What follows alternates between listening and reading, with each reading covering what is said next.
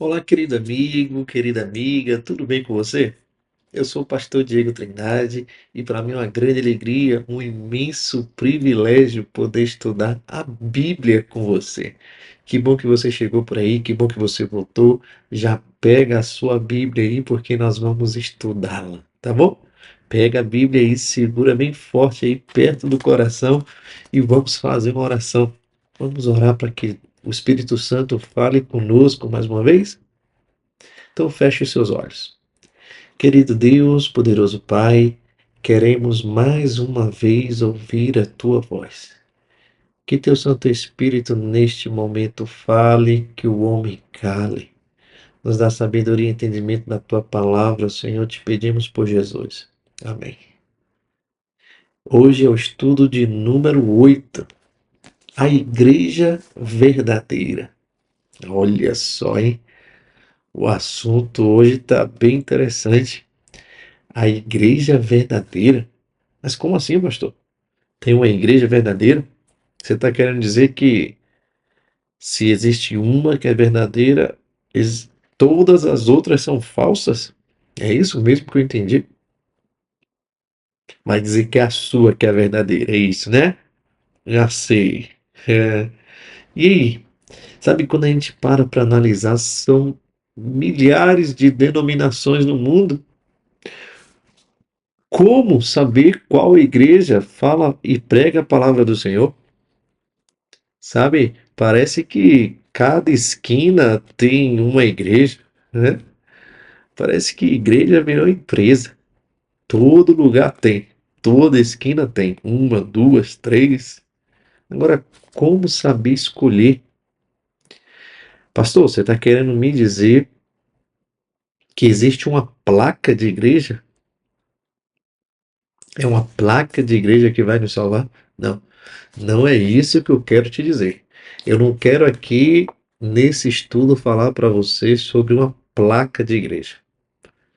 Eu quero falar aqui sobre uma igreja, um grupo remanescente, né, que segue a palavra do Senhor. Talvez fosse necessário sim uma placa, né, um nome por questões jurídicas e tal, não sei, mas eu quero falar com você aqui não de uma placa de igreja, mas de características dessa igreja que Jesus deixou para gente, tá bom? Então, coloca aí os teus cintos, né? E vamos viajar junto. Mas antes, deixa o Espírito Santo falar, tá bom? Deixa o Espírito Santo falar. Vamos estudar então? Pega aí a tua Bíblia, estudo na tela, a igreja verdadeira. Vamos ver aqui o que a palavra do Senhor vai nos falar. Vamos para a primeira pergunta, então, aqui. Primeira pergunta: uma igreja se torna verdadeira somente pelo fato de crer em Jesus? Se a igreja diz que crê em Jesus, já é suficiente para ela ser considerada verdadeira? Provérbios 14, versículo 12. Provérbios 14, versículo 12.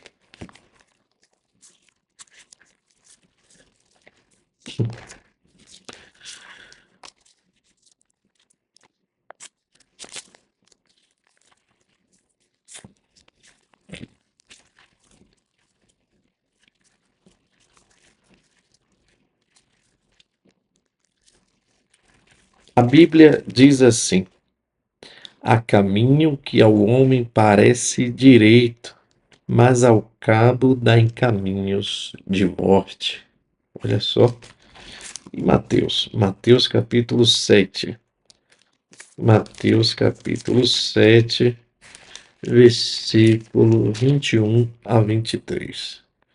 Nem todo que me diz Senhor, Senhor entrará no reino dos céus, mas aquele que faz a vontade de meu Pai que está nos céus. Muitos naquele dia hão de dizer-me: Senhor, Senhor, porventura não temos nós profetizado em teu nome? E em teu nome não expelimos demônios? E em teu nome não fizemos muitos milagres?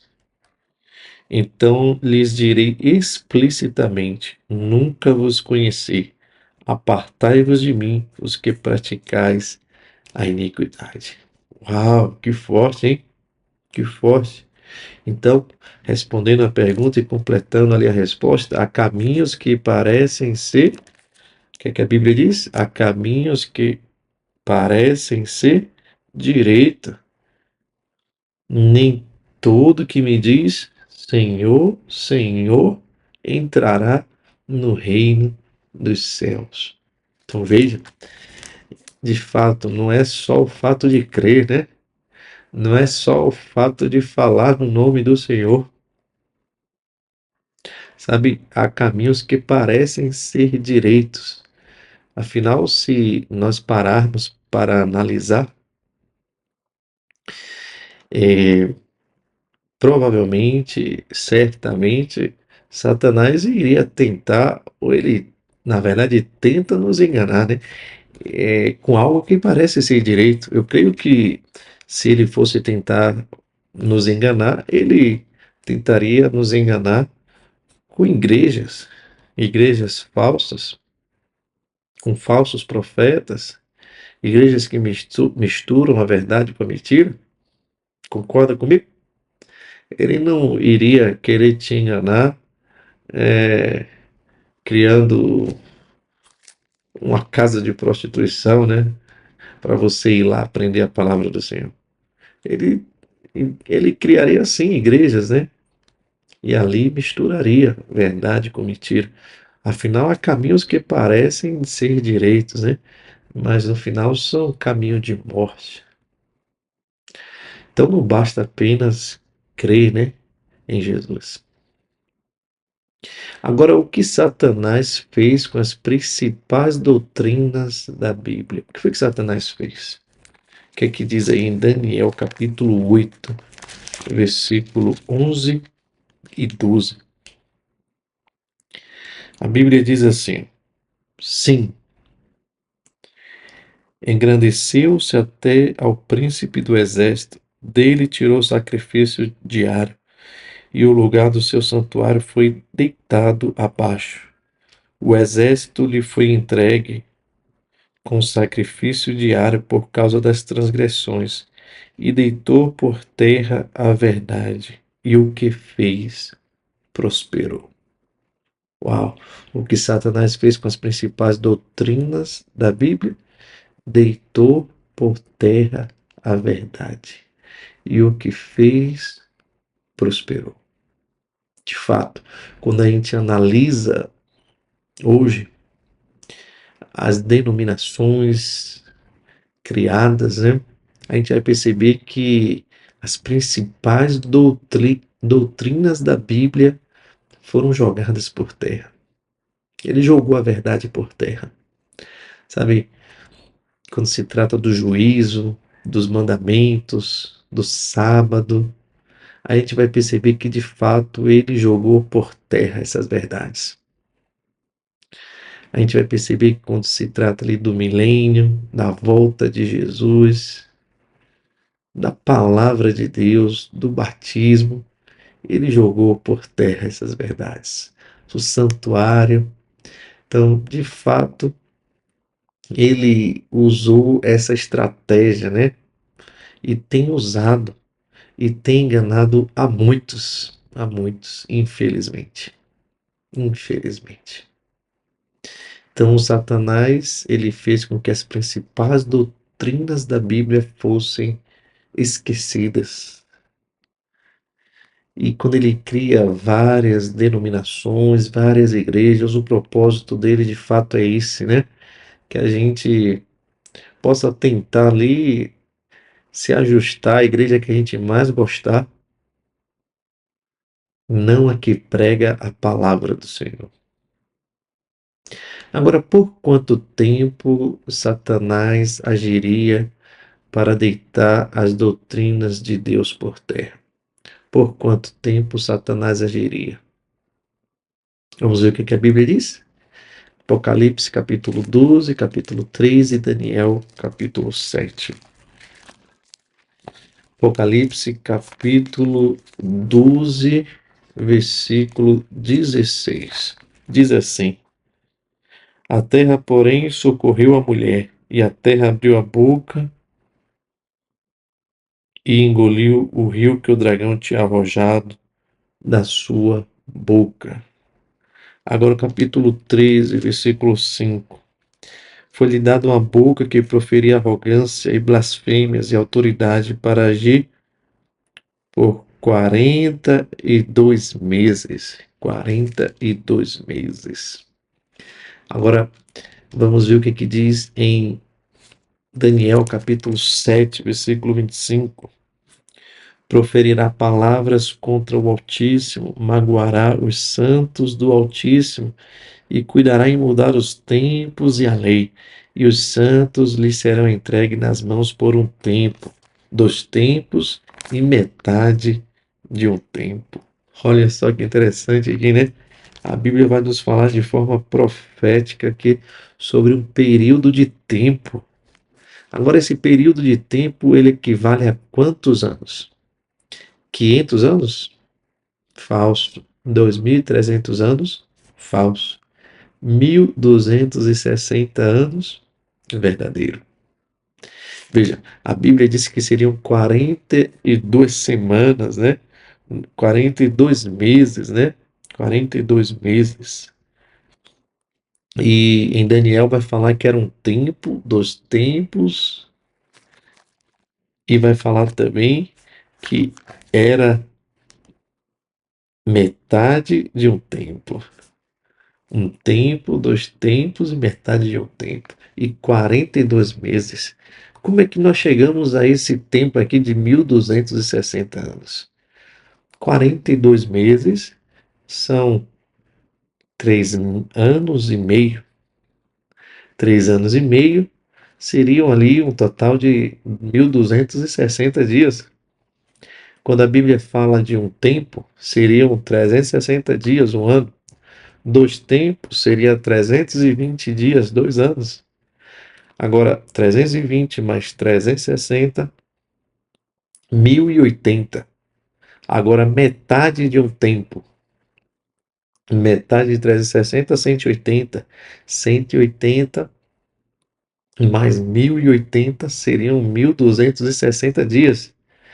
Na Bíblia, a gente vai ver que os dias na profecia, eles equivalem a anos, né? Conforme Ezequiel, capítulo 4, versículo 7, Números 14, versículo 34. Então, o que seriam 1.260 dias seriam 1.260 anos. O que seriam 42 meses seriam 1.260 dias ou 1.260 anos.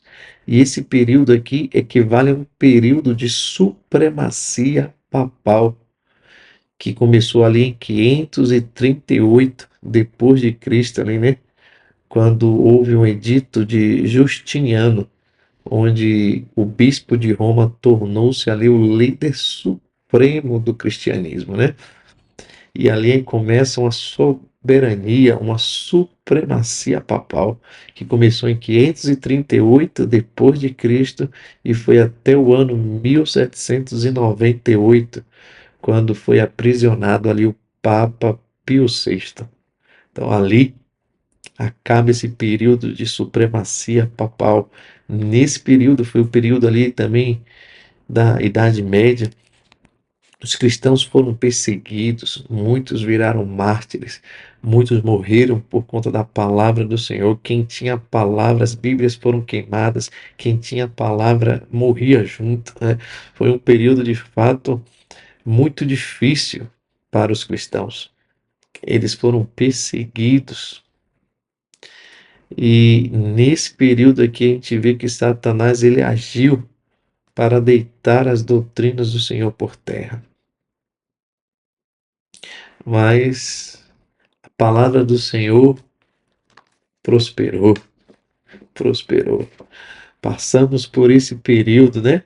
E é interessante que esse período foi um período onde as Bíblias foram queimadas, foram tomadas. E hoje parece que a estratégia de Satanás mudou. Hoje eu tenho certeza que se vacilar você tem mais de uma Bíblia em casa. Tem gente que faz coleção de Bíblia, mas não lê. Vamos para a próxima pergunta aqui, né? Que missão Deus confiou à sua igreja nos últimos dias? Qual foi a missão? Isaías 58, versículo 12. Isaías 58, versículo 12. Diz assim: Os teus filhos edificarão as antigas ruínas, levantarás os fundamentos de muitas gerações e serás chamado reparador de brechas e restaurador de veredas, para que o país se torne habitável. Agora vamos ver Apocalipse 12, 17.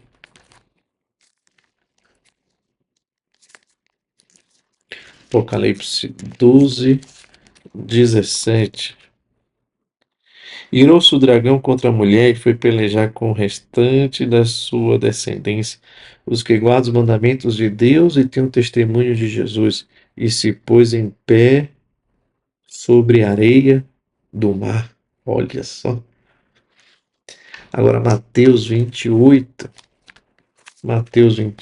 versículo 19 e 20.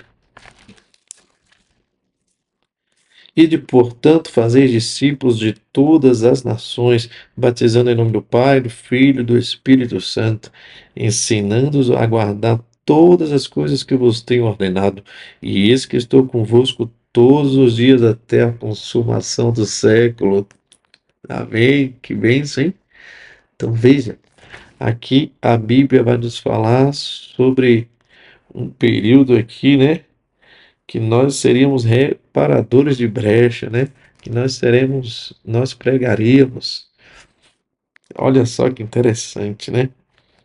Aqui vai dizer assim, ó, os teus filhos, né, nós vamos edificar as antigas ruínas, levantaremos os fundamentos de muitas gerações e serás chamados de reparador de brechas e restaurador de veredas.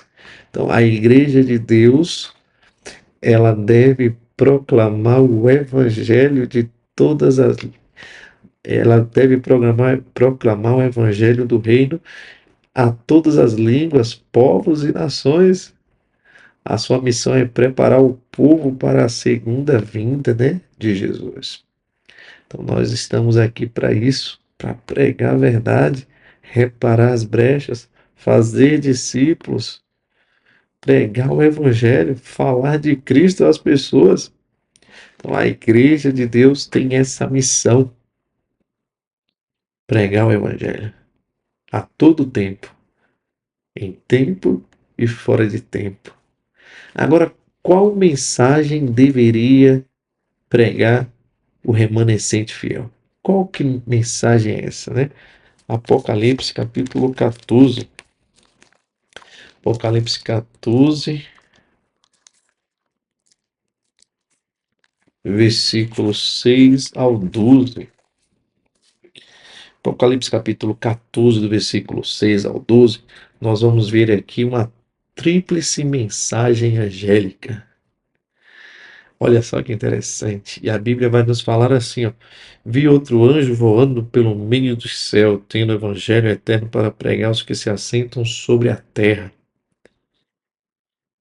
E cada nação, e tribo, e língua e povo, dizendo em grande voz: Temei a Deus, dai-lhe glória, pois é chegada a hora do seu juízo, e adorai aquele que fez o céu, a terra, o mar e as fontes das águas. Agora, a segunda voz aqui, o segundo anjo diz assim, ó: seguiu-se outro anjo, o segundo, dizendo: caiu a grande Babilônia, que tem dado de beber a todas as nações do vinho da fúria da sua prostituição.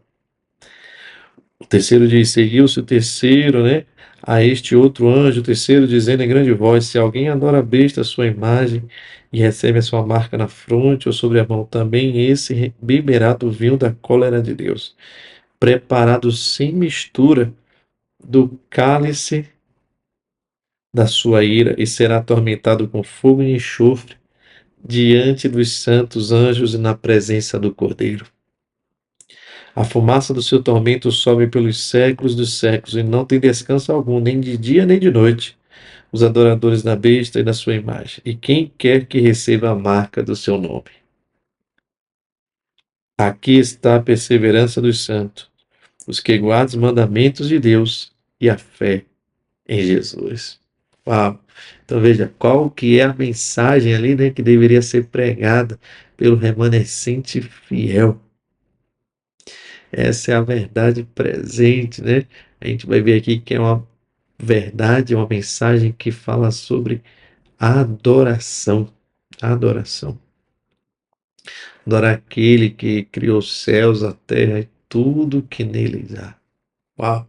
Então veja, você vai ver a primeira mensagem aqui que fala sobre temer a Deus e dar-lhe glória, né? Pois é chegada a hora do seu juízo. Adorar é aquele, né? Que fez o céu, a terra, o mar e tudo que neles há. Está falando sobre adoração. Está falando sobre temer a Deus, porque Ele é o nosso Criador. Segunda mensagem aqui vai falar que caiu a grande Babilônia, né? Babilônia significa confusão. Em outras palavras, está dizendo assim, ó, essa confusão aí vai acabar. Sabe? E a estratégia de Satanás, de fato, é confundir. Ele primeiro confunde, depois ele destrói. Então a estratégia dele é confundir. Babilônia agia assim. Quando a gente estuda a história de Babilônia, a gente vai perceber que ela confundia ali e depois ela destruía, né? Imagina, lembra lá quando Daniel ali, Sadraque, Mesaque e Abednego, né? Eles foram levados cativos para a Babilônia. Eles não foram logo destruídos. Muito pelo contrário, tentaram ali confundir eles, né? Assim que eles chegam, ao invés de encontrar prisão, eles encontram um banquete, né? Eles agora entram na escola ali da Babilônia, começam a aprender uma nova língua, mudam o nome deles, né? Então veja, a estratégia era confundir. E quando o Satanás ele cria ali várias igrejas e denominações, a proposta é nos confundir. Então nós devemos pregar. E depois aqui vai falar sobre o sinal da besta, né? Ai daquele que adora a besta e sua imagem, né? Tudo falando de fato sobre adoração. A lição de hoje aqui, né? O nosso estudo vai dizer assim, ó, o remanescente dos últimos dias foi incumbido por Deus de restaurar e proclamar verdades esquecidas por outros movimentos religiosos. Esse conjunto de verdades recebeu o nome de verdade presente. Desde os dias de Noé, sempre houve uma verdade presente. Nesses últimos dias de apostasia e abandono da verdade, Deus estabeleceu quais verdades devem ser proclamadas. Aqui nós temos alguns exemplos sobre a lei de Deus, o dom da profecia, o juízo, o sábado, a segunda vinda, o milênio, a imortalidade incondicional da alma, a reforma de saúde, o ministério de Cristo no santuário celestial. Essas verdades formam a plataforma da verdade para os nossos dias. Junte-se ao povo que proclama a verdade presente. Sabe, são mensagens como essas que não são pregadas mais. São esquecidas, foram abandonadas, jogadas por terra. E a igreja de Deus, ela prega essas verdades. O povo remanescente fiel prega essas verdades. Nós não esquecemos, está na Bíblia.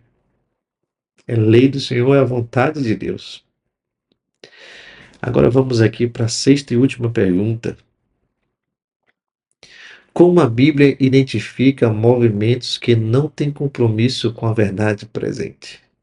Apocalipse 17, 1 a 5, diz assim, ó, veio um dos 7 anjos que tem as 7 taças e falou comigo dizendo, vem mostrar-te-ei o julgamento da grande meretriz que se acha sentada sobre muitas águas, com quem se prostituíram os reis da terra e com o vinho da sua devassidão foi que se embebedaram os que habitam na terra. Transportou-me o anjo em espírito a um deserto e vi uma mulher montada numa besta escarlate, besta repleta de nomes de blasfêmia, com 7 cabeças e 10 chifres. Achava-se a mulher vestida de púrpura e de escarlata, adornada de ouro, de pedras preciosas, de pérolas, tendo na mão um cálice de ouro transbordante de abominações e com a imundícia imundícia da sua prostituição. Na sua fronte achava-se escrito um nome, um mistério: Babilônia, a grande, a mãe das meretrizes e das abominações da terra. Uau! Olha só. Então, como a Bíblia identifica movimentos que não têm compromisso com a verdade presente? Igreja verdadeira? Não, né? Grande Babilônia. Verdadeiro. É isso aqui. Sabe, a grande Babilônia significa confusão, bagunça, né? É uma igreja corrompida, que aqui a Bíblia diz que deu de beber para outras também, né? Então é a mãe, e essa mãe aqui teve vários filhos, né? Vários filhos que divulgam seus erros doutrinários por aí afora, né? Agora, como é gratificante saber que em meio a tantas propostas religiosas a Bíblia nos orienta, né? Sobre características do povo de Deus. Sabe, cabe a cada um de nós, diante das evidências bíblicas, decidirmos em qual caminho nós vamos andar. Queridos, não tem como aceitar e acreditar que todas essas denominações partem de Deus. Eu já ouvi gente falar assim, o importante é que o Deus é um só, né? De fato, Deus é um só, mas infelizmente, o Deus que tem sido apresentado em algumas denominações aí não é o Deus que eu creio. A mensagem não é a mensagem que eu encontro aqui. Tem muita denominação aí que parece que quer agradar mais aos homens do que a Deus. Ei, quero convidar você hoje a estudar a palavra de Deus. Lê a palavra dele e vê qual a vontade dele para a sua vida. Não se deixa levar por amizade, por costume, ou até mesmo porque algo te agrada mais. Escolha baseado na palavra do Senhor. Aqui nós temos todas as diretrizes e características que a igreja do Senhor deve seguir. Eu já vi gente que faz parte de igreja e não concorda com algumas coisas da igreja. A Bíblia diz assim: sai dela, povo meu. Sabe, tem coisas que você vê assim e fala, mas negócio é estranho. Mas você continua aí, por quê? Por quê? Pense nisso. Vamos fazer o nosso compromisso aqui de fé e encerrar o nosso estudo de hoje. Você crê que Deus tem seu povo na terra? Sim? Amém. Você aceita como igreja verdadeira a igreja que segue todos os mandamentos de Deus? Sim? Amém. A Bíblia diz que Satanás está irado contra aqueles que guardam os mandamentos. Todos os mandamentos. Não 9, não apenas alguns, mas todos. Se essa igreja não guarda todos os mandamentos, Satanás não está irado. Você deseja hoje se unir ao povo de Deus e pregar a verdade a outros? Sim? Amém. Louvado seja o nome do Senhor. Parabéns pela sua decisão. Nosso estudo de amanhã é o pecado imperdoável. Esse é o nosso próximo estudo, tá bom? Então, não falta e que Deus te abençoe. Vamos orar? Querido Deus, poderoso Pai, obrigado, Senhor, por mais um estudo que o Senhor nos concedeu a oportunidade de fazer. Nos dê sabedoria para estarmos no lugar que prega a tua palavra, que vive a tua verdade. Te rogamos e te oramos no nome de Jesus. Amém. Louvado seja o nome do Senhor pela tua vida, pela tua presença e pela tua família.